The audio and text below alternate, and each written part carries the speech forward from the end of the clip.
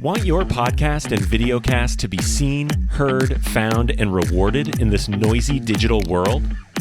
Then join podcast industry experts Tom Hazzard and Tracy Hazzard as they debunk all that outdated and bad advice you've been getting from the podcasting gurus and share what actually works today, bringing you those smart cut tactics proven to feed thousands of brands, blogs, videos, podcasts, and social channels with bingeable original voices like yours. Get ready to feed your brand.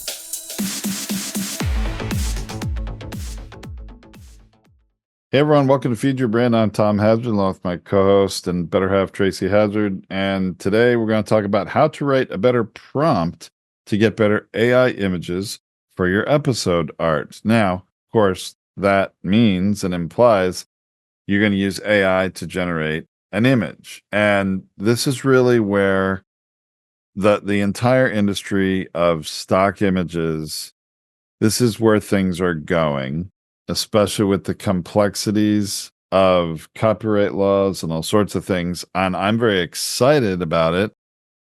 You know, we've been testing this and, you know, it, depending on your level of experience in AI and the kind of images you want, it may be the right time for you to start doing this, or it may not be ready for prime time yet, but it's coming, folks. And no one that I know knows about this better than my co-host, Tracy. So, Tracy, let me throw the mic to you here.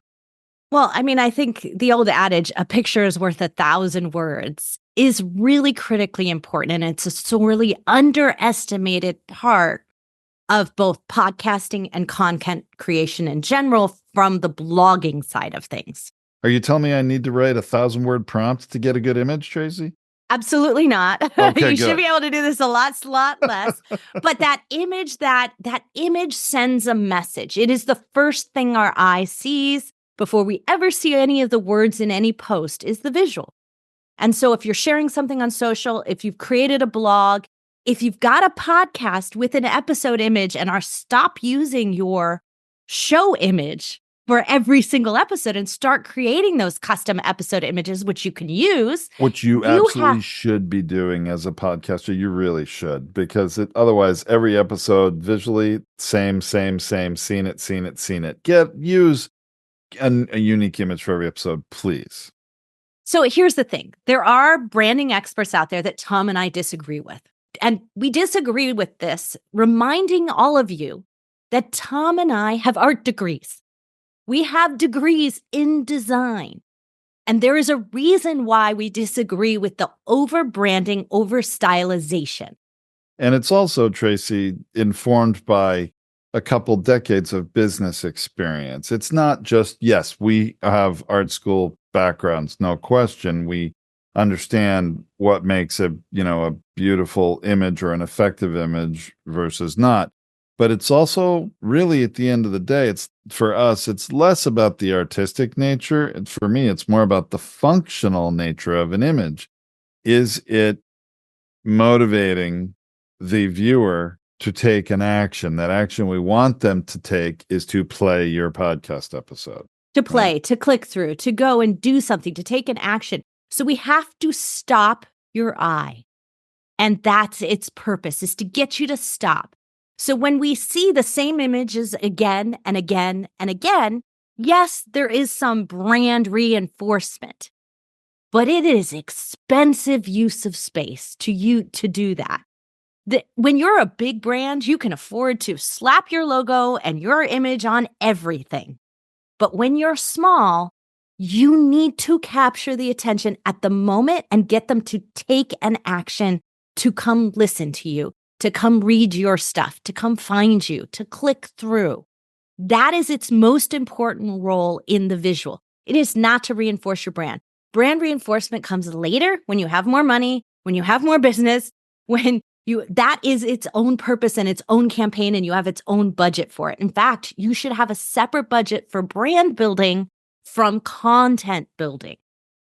And that is what we're talking about here, is content building, creation in any kind of way, whether it's a blog, a podcast, a video, or the images that go along with that is what we're going to talk about today. So going back to what I said about a picture worth 1,000 words, The important part is that no one will get to your 1,000 words, will listen to your show, will watch your video, will read your blog, unless that image stops them in their tracks and gets them to stop scrolling through their feed and click through it.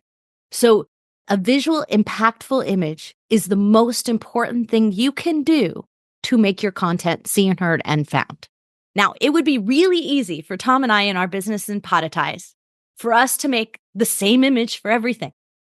It would be so much simpler and so much cheaper and so much less headache because, designers don't always create, like some of our clients hate the color orange and others of them love it and want everything to be orange. And so there's preferences in here and visual language that does not exist for most people. Most people cannot express style and design and visual language and tell you what they want. They tell you what they don't want. And so there's more complaints on the side of that. So it would be so much easier if repetition was the way to go. But we would not stay in business with our clients coming back week after week, publishing episodes with us and producing them with us. If we did that, we would be doing them a huge disservice.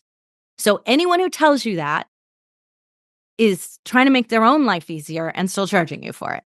It is exactly that. It making their lives easier. And unfortunately, people's egos play right into this because the sort of rookie error in podcasting that a lot of podcast coaches, far, far, far too many, who either don't care or are unaware that putting a host face on a cover art is not going to help them. And I know a lot of you have your face on your cover art and you're hearing me say this and you're like, what? But that's a whole nother episode. And, reach out to us at Podetize. We're happy to talk to you about that. But the reality is that it's easier for a podcast coach to say, oh, we need a cover art for your show. Sure, you're the host. Where's your headshot? And then it's easy for them to make the cover art using you as that image. Of course, then that makes a show all about you and not about what's in it for the listener. And that's just a one clue. Right. But it's also the episode art. And that's really what we're sort of talking about here because it's content related art that we're talking about creating originals of. Right. And there's also the prevailing idea that you stick your face and your guest's face on it. And then it just makes it easy because it's just a template and the faces have changed. But it's not enough. Most of us cannot distinguish the difference in those faces. If those faces don't have the specific energy I'm looking for, if they're not recognizable to me, there is no reason for me to stop. So you are not going to get the impact that you think. Now, there are a lot of people out there who go, well, if you put faces in your social media images, you're going to get more value. And it's true, but it's not. It's not true in the case of content click-through. So in other words, getting someone to click through the content. Plus, if you scroll through someone's LinkedIn feed, Facebook feed, their individual feed, not just your feed where you're getting stuff from everybody, but if you go to someone's Facebook page or LinkedIn page and you scroll through all their own posts, you have that exact kind of templated episode art Tracy was just talking about, where you have the host face and the guest face. And we've had lots of podcasters that do this.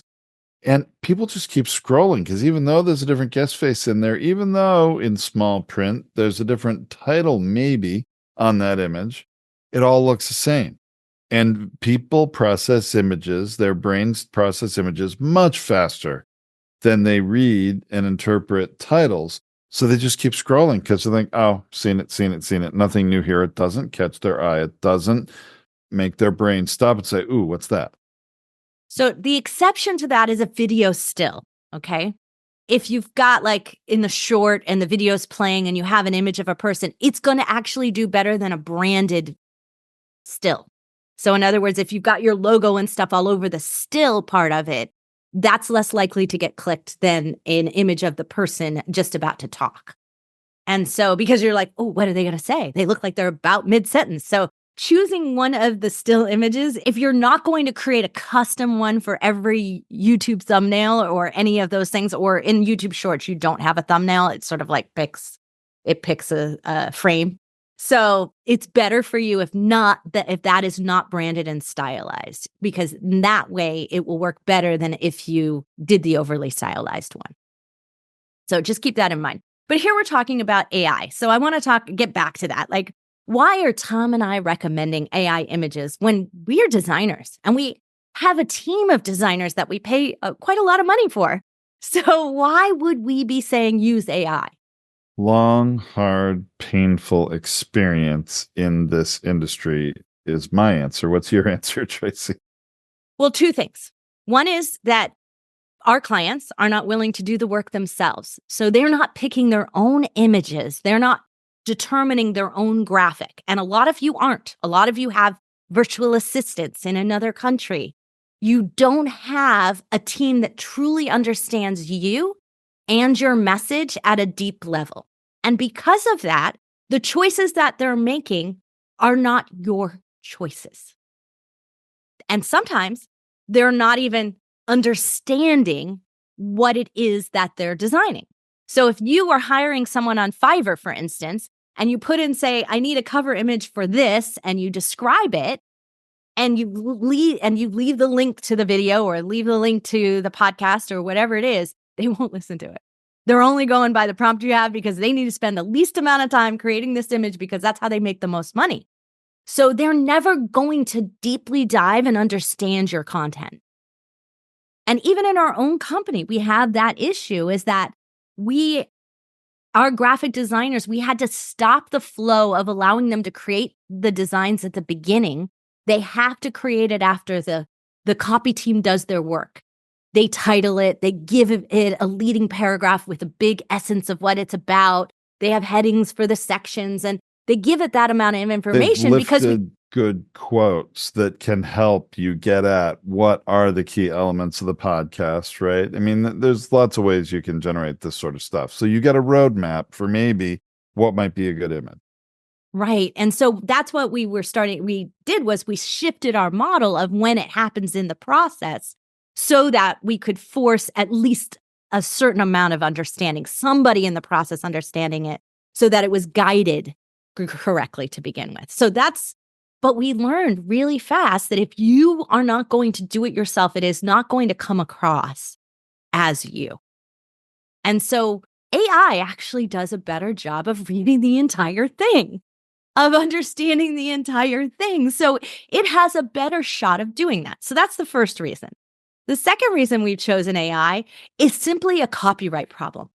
And that's the pain that I was referring to, Tracy, which has really, it hasn't always been this way. It's really in the last 2 years become a painful annoyance for podcasters and for us as a company doing Done For You production, where we license the images on behalf of our clients from, many different stock photo libraries. Right. So look, Tom and I have spent over 50,000 images we bought over the time of our business for our clients, for ourselves. So we've bought a lot of images. So there is no way you can accuse us of not supporting the stock libraries. We were probably one of the heaviest users. The problem with it is that even though we legitimately bought them, the photographers, the creators would dispute them anyway and cause all this headache of work. We have a whole episode on that where Tom and I tirade about it. Yeah, we don't want to go off on the deep end here, but basically it's on you, the purchaser of an image or the user of an image, properly licensed, even though, right?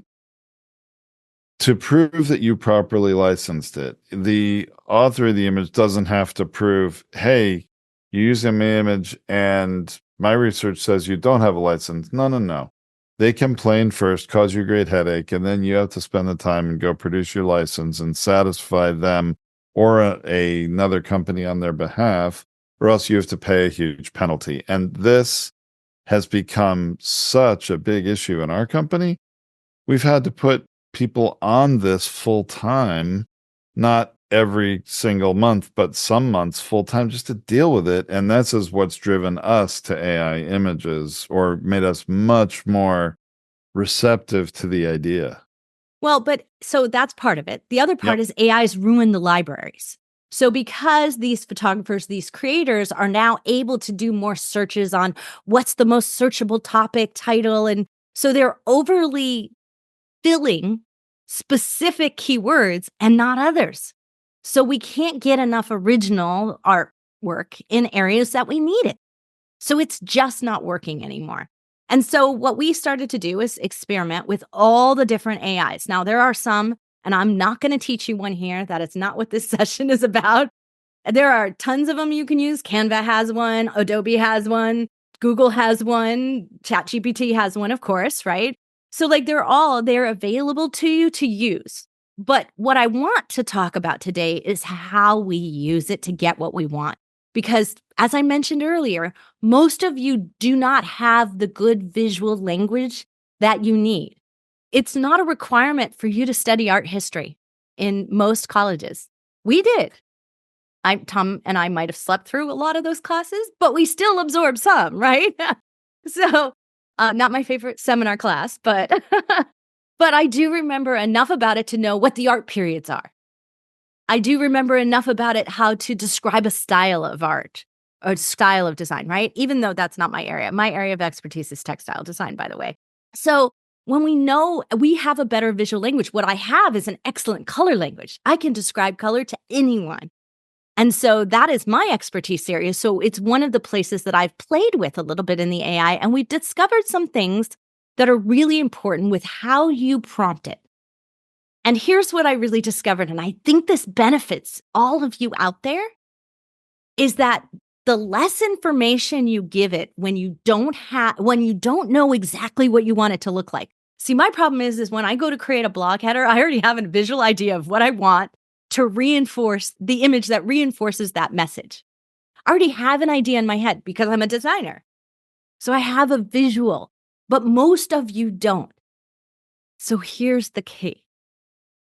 If you take your entire podcast episode and you summarize it, get a summary, and not the ones that say, in today's episode. You want to get a summary that says, describe the essence of this episode based on the transcript you read below, and make it compelling for someone to watch it, listen to it, read it, whatever it is that you're going to turn it into. That's what you want to ask the AI to do first. If you throw, and I've seen it, where people will throw an entire transcript in and I've seen the shortcuts, I've seen the TikToks about it, where they tell you to put your entire podcast episode, your video, whatever, just into it and tell it to create an image for it. It's not good enough because it decided what was important in what you said, because I guarantee you meandered over the course of right? They could have decided easily that Tom and I, because we were so energetic about the copyright issue, decides that that's actually what it's about. Instead of deciding that it's about image and creation and artistic and visual impact, right? Which I really hope that the visual for this is visual impact. So I don't know what it's going to be yet because we'll create it next. But the idea of it is that if you give it the summary of what's important and you agree with it, because now it's only a paragraph for you to read, it's not the whole transcript, but it's like a little paragraph, and you agree with it, edit it if you don't, and you drop that in and ask it to create an image, and be very clear about two things at the beginning. You're going to ask it for the stylistic type. So you're going to say, I want a landscape image, or I want a realistic image, a photographic style image. You're going to tell it what type of image you want, and perhaps its format. You want a square, you want a rectangle. What are you looking for, right? And then say, based on this, and you're going to insert the paragraph. Let it come up with ideas because you don't have that visual language. This is of great benefit to you. Because a lot of times when we use the stock library, it's keyword crammed. So they know that real estate and money are going to go hand in hand, and they cram that into images that have nothing to do with real estate and money. And so it means you have to search through, sort through. You get frustrated and you pick one in the beginning, and I guarantee you 20 other blogs already have that today. So it's, probably thousands of blogs have that same image, right? So if you want something original.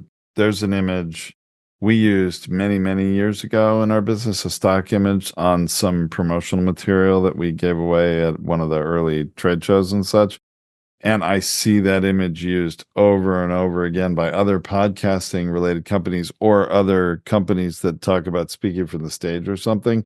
Some of these images really get overused.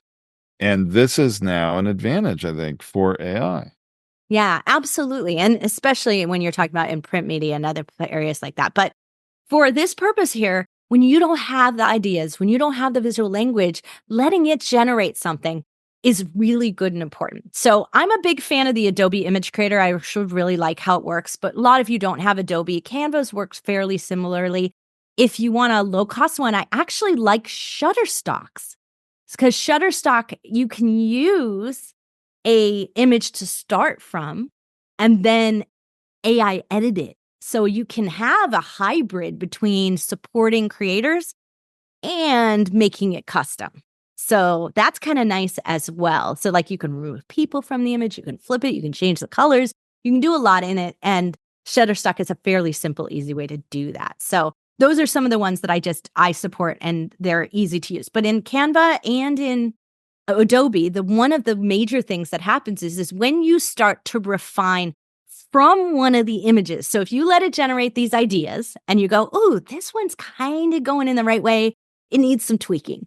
It needs some adjustments. I need to correct it from here. But you go into that one, it's now learning what you like. And it's now learning what you're interested in. And it's now going to take it down another path without you having to revise the prompt to keep it going. So like it's now like gone off on a branch, if you want to think of it like that. And so that's what I really like. Now, in that section of doing the branch, so now you're branching off, you're coming off of something you like, you're going to build off of it. Here's where we get more specific. And this is the most important thing to remember. The order of details that we think are important, the order we put them in. So if we say, I want a brunette woman in my image, and you put it first, then the AI is treating that as the most important thing. Instead, you might want to say, hey, I want something in the pointillism style that is a landscape image for my blog. Those are really the more important thing that you want. So, keeping it up in those things, and then start to say that feature a brunette woman lying in a field of daisies, bright yellow daisies, like make them unreal, or bright pink daisies, like make them totally different, and because it's the pointillism style that I requested at the beginning, I'm abstracting it. So get into the details of what you want in the frame last. Otherwise, it focuses on that. And so what I'm hearing is don't let your own biases or preferences influence the order of the prompts, because you're probably going to end up with a lot of images that are all the same or not quite hitting the mark as well as you would want it to. You've got to really get yourself out of it and make sure you are crafting prompts that are truly more meaningful, in alignment with the outcome you want, not your own biases. Would you agree with that, Tracy? Yeah, exactly. And what we have to remember is that sometimes we just have to rearrange the words in our prompt. It's not that the AI doesn't get it. It's not that it's wrong. If you just reorganize the order of things, all of a sudden it will clarify it and it will understand. And that has to do with that order of importance getting a weight in terms of what it can accomplish. So it's like we're asking it to do too much in an image that it has to decide how to prioritize it. We think we're being really clear about it, but we're really not. But yeah, the AI can't read your mind and right. filter that out. You've got to really, and this is why we're talking about this, because there are different ways to do this. And while there may not be an absolute right and wrong way, I do think there is a good and a better way. Right. So think about it going from the broad to the small. So go to the finer details last. Now, some people will tell you to go to the style last. I say no. I say if you're really hot on having a pop art style or a pointillistic style, an abstract style, just start there, because you're going to get a better visual to start from. And you're also going to make sure it understands when you say abstract what you mean, right? And so I think I personally found that for those without a deep understanding of art history and the art styles in general, that's an actually easier way to go, is to start from one that you think you like, or you think you would like to address or like to utilize. And then go into that type, making sure you're describing what it's for, because it is clearer to the AI. In the most case, the Gemini one, especially in Google, understands when you say this is for a blog, it gets what you mean by that. It understands what good blog images are. Not every one of those AIs are good at that, but Gemini is in particular. And then go into your more descriptive language about what you're looking for, about, that paragraph about what your content's about, right? And then in the last thing, as you get to it and you start to get to something you want, here's where you might want to play with it, with color and style.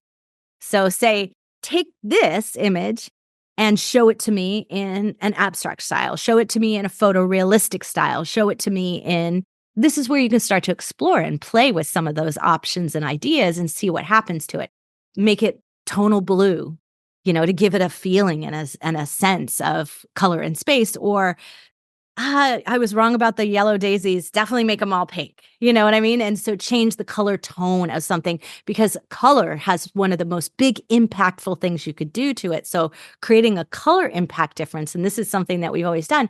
Even when we used more templated versions with our clients, because they were more comfortable in that template world, we still varied the color and style from week to week so that it wouldn't be exactly the same. There was like 3 different ones that they would rotate through. So it would have a different sense. And so often the clients were uncomfortable with the different colors. Like they couldn't stand it. But it's really what made it stood out. And Well, because that's one those of different the, accent colors may not be in their brand book or their brand guidelines from the people that created their brand identity. And that's where you got to strike some harmony between, reinforcing your brand identity and being recognized and standing out, grabbing people's attention. And that is a tricky, harmony to achieve sometimes. So, Tracy, a question came to mind as you're describing about this process of the images and then changing the colors or the styles and such. What if you going through this process, and I'm talking more from a practical perspective, because you know this better than anyone, that I know, is that when you've gone 3 or 4 steps down a path and it ends up getting off track, off the rails, not what you wanted, and then you want to go back to that image that was 3 or 4 ago, can you get there easily, or do you have to be saving out images as you go to make sure you preserve an earlier generation? it depends on the AI, unfortunately. So like if you were using Adobe, you get about 30 images or so before it requires you to actually start again. So what I typically do is do 3 passes. So I'll end up having generated 90 images by the time I'm done with it. But what I do is I weed out and delete the definite no's out of it so I can keep the image count down and hit the 30 images. So I'm cultivating the ones I want to go back to, and I will get a set of 30. In some of the other ones, it overwrites them, and That's what my concern is. and That it so might be overwritten. You lose, oh, I had it and I lost it. And you have to sort of reinvent the wheel of all those prompts, right? Yeah. And so saving some or downloading some, using them as the next starting point, that's why I don't like some of the other tools. They become more difficult to do it. It's not like you can upload the image and start from there. Not all the tools will let you do that. So you can't go back if you didn't save it, and that's problematic. So that you're going to get into a place where you do that. If you need to, what you realize is where it started to go off. That's where you want to have your prompt. So here's another prompt tip. Have your prompt in a separate document. So every time you make an adjustment to the prompt, make an adjustment to it. Sometimes I'll use the AI and say, how can I get better results?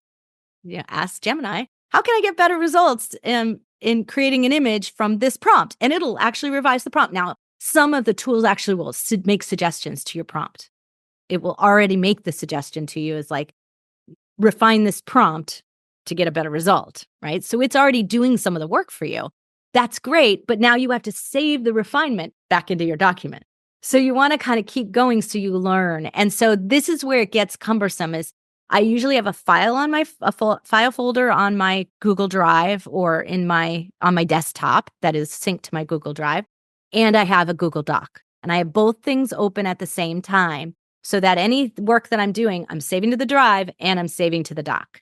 And so I can go back and forth and I can jump back to where I need to start again. But if you get really off tangent, you clean, go fresh. So if you've ever done ChatGPT, you just start a fresh new communication. You stay out of the tab. You don't go back into the tab for it. What I have found, though, is if you're working in an entire tab and you're able to, and Gemini is one of those things because they've now enabled the image creation side of things, right? It's not available to everybody. Just want to say that out there. That's one of the reasons I'm not showing it to you because it's probably going to change like 10 times from this video, right?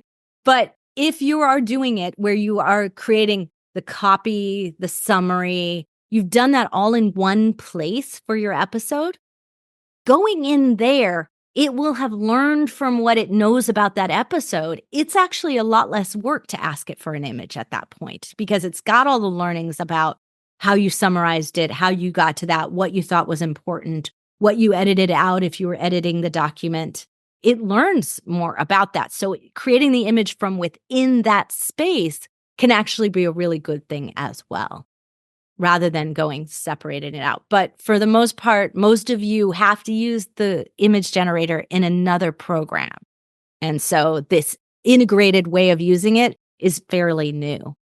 So Tracy, it really occurs to me that to get good at this, I mean, it's not, maybe certain AIs have a little different process, a little different way you do things, and some may be easier to use than others. But it seems no matter what you choose, there's really some skills that need to be honed in getting the AI to generate the kind of images you want. And you're obviously revealing some of your recommendations and those skills here. It is a new skill that people are going to learn how to, for lack of a better term, because obviously I didn't invent this term. I've heard it spoken about in a way that I didn't appreciate in the media, but is, prompt engineering. I mean, really, or in our case, maybe it'd be prompt designing, right?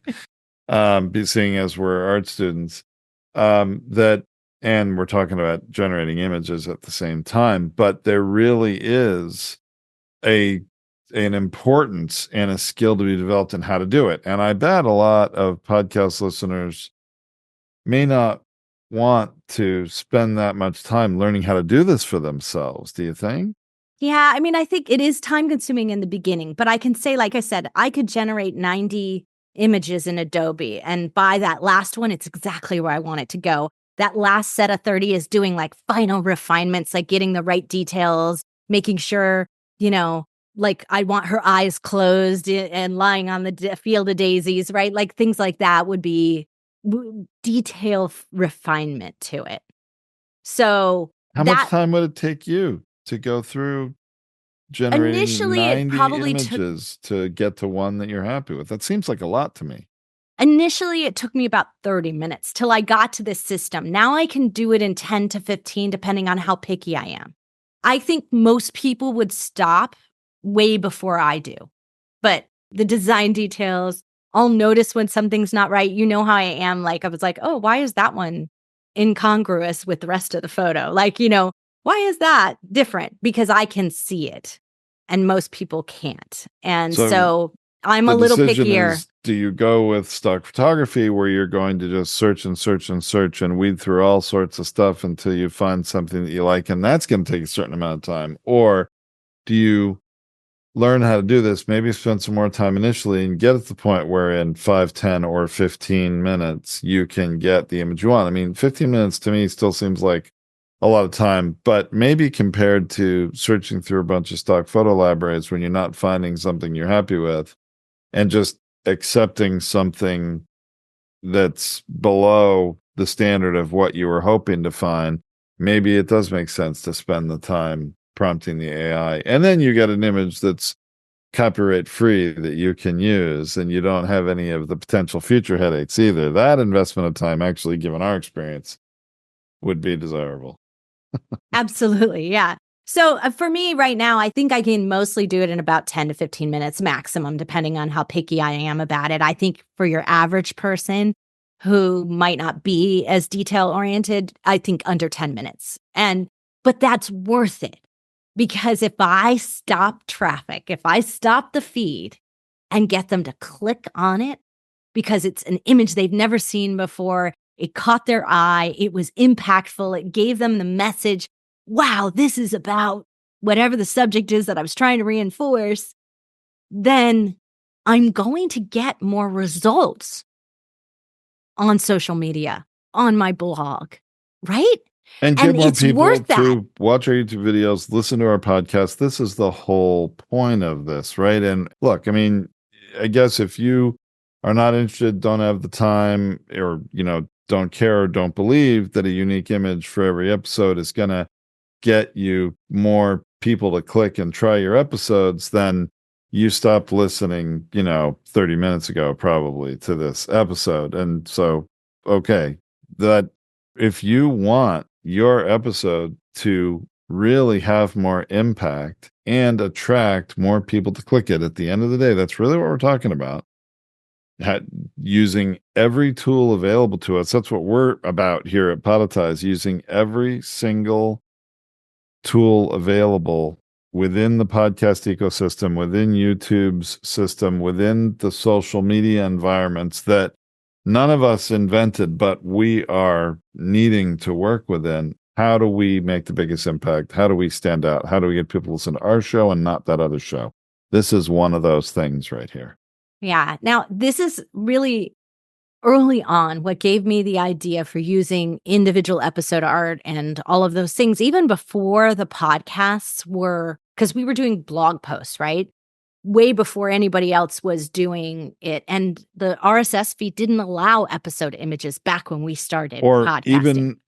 Or also a lot of the listening apps, even if you did have a unique image when it was available in the RSS feed, the listening apps ignored it. In fact, only till relatively recently in the history of podcasting, which started, of course, it's getting close to 20 years ago, right? And I think 2025 won't officially be 20 years, that, in the history of podcasting, it's been only relatively recently that Apple did it. And, they have now. And a listener was happy to point that out to me when I still wasn't aware, because it had been a long time they didn't, and other apps also did not. But now I think the majority, and it's hard for me to think of an app that does not display the individual image for an the episode. point to what I was saying about it being a unique image is because we were coming out of this blogging and writing side of things as we were approaching it.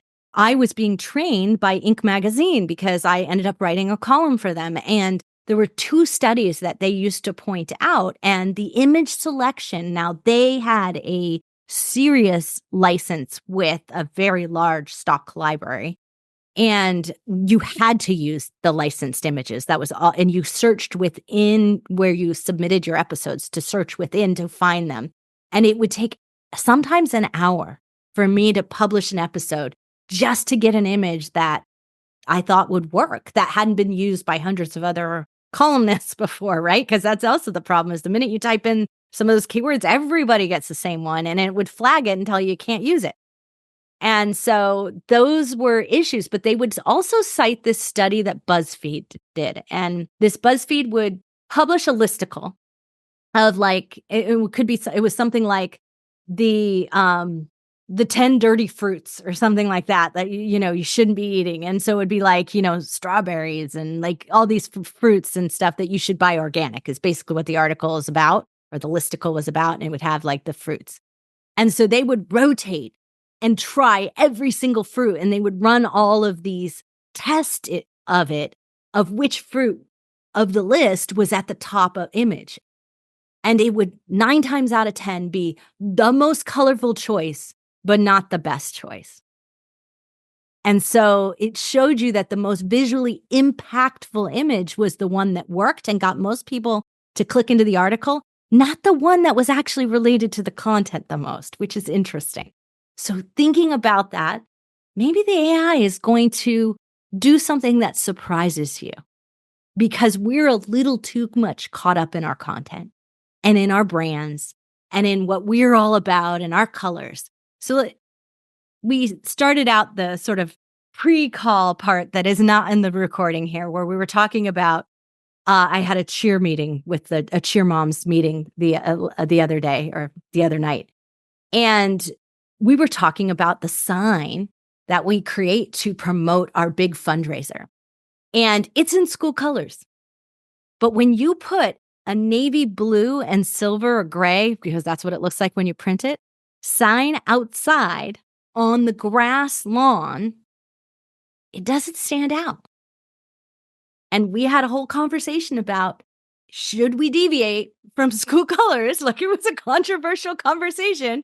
Should we deviate from school to get people's attention? I would say yes. And so I said, the whole point, right, is to attract attention and to raise awareness of whatever it is, right? Well, hopefully by the time this blog post publishes for this episode, I'll have my sample ideas. Yeah, because we're gonna not print them for a couple months, but I will have the sample idea because I need to generate that for the next meeting. Because I told them I would show them what it looked like. Because of course they don't have a visual language, most of them. No, so a lot of people, I mean, not a lot. I don't know how many, but there are certainly some people, and we've encountered a lot of them in our careers, who all they can do is tell you they like it or they don't like it. They can't tell you why, and they can't give you a vision for what they would like to see. So you've got to create something and just show them. Right. So I'll give you the before and after. And first off, it was like, take the flyer and put it on a sign so it has too much words and too much other stuff. So my second version will be very minimalist, but very visually impactful and colorful. And so I'll show you the before and after in the blog post. I'll eventually add that to it. It may not make it when it first goes live, but it will within the next 30 days. So it'll be there because I have to generate that image. So I will share that with you. So make sure you go to the blog post for this episode at podcastersunited.org and check out some of the visuals that we use. Now, keep in mind, we are not yet using our AI images in our actual production flow. So we are not using them on our episodes yet. They are coming and it will happen by the end of this year. But what you're getting is a sneak peek into my training on how to do it. I think that training will be very important and very valuable. I think you've already convinced me, wow, there's a lot more to it. And there's a certain level of experience that you need to gain in trial and error to learn what's going to work and what's not. I mean, you give it a good roadmap, though, Tracy. I think that certainly our listeners can go and give us a try and have greater success than they would have before. So I think that's great. But I think at the end of the day, it's going to be one of those things that follows that old cliche. If you want something done right, you got to do it yourself. Fortunately, you don't have to create your own image from scratch with Illustrator or Photoshop. You have AI tools. And you can generate something now through the words that you prompt it with. It's exciting. So, anyway, I hope to see some really cool AI-generated images out there. I don't believe in any way, shape, or form, even if they end up marked on social media as AI, that it's going to be a deterrent to anyone. I agree. So go test it out, try it, check it out, and see what you can do with this, and share your results with us. Let us know what you've done. That'd be fun to do a follow-up if we get a bunch of images in from people. Yep. You can reach us anywhere on social media at UnitedWePod. Heard something useful today but didn't have a chance to write it down? No worries. Tom and Tracy have you covered. Head to podetize.com where you can get free tips, resources, advanced masterclasses, and launch boot camps. While you're there, book a free audit to find out how your podcast scores against the competitors and what you can do about it. Last thing, don't forget to follow Podetize, Tracy Hazzard, and Tom Hazzard on social so you can ask questions during their next live stream. Until next time, keep podcasting.